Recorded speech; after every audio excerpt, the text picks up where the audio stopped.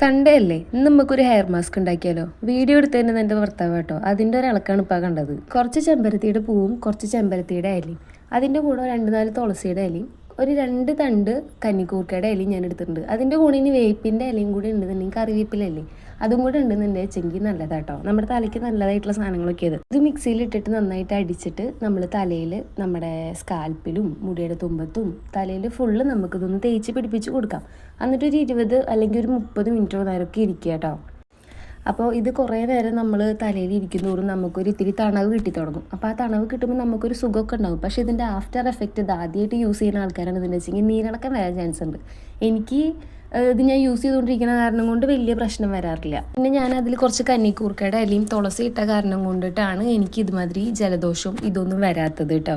അതുപോലത്തെ കുറച്ച് ചെറിയ ടിപ്പുകളും കാര്യങ്ങളൊക്കെ വേണമെന്നുണ്ടെങ്കിൽ എൻ്റെ ചാനൽ ഒന്ന് സബ്സ്ക്രൈബ് ചെയ്ത് ലൈക്ക് ചെയ്ത് എന്നെ ഒന്ന് സപ്പോർട്ട് ചെയ്യുക കേട്ടോ എല്ലാവരും. ആഫ്റ്റർ ഹെയർ വാഷ് എൻ്റെ മുടി ഇങ്ങനെയാണ് കേട്ടോ. എൻ്റെ തലമുടി ഇത്ര പെട്ടെന്ന് ഉണങ്ങി കിട്ടില്ല, അത് കാരണമാണ് ഇങ്ങനെ ഇരിക്കണേ. ഇനി ഇതേപോലത്തെ നല്ല നല്ല വീഡിയോസൊക്കെ ആയിട്ട് വരുന്നവരേക്കും ബൈ.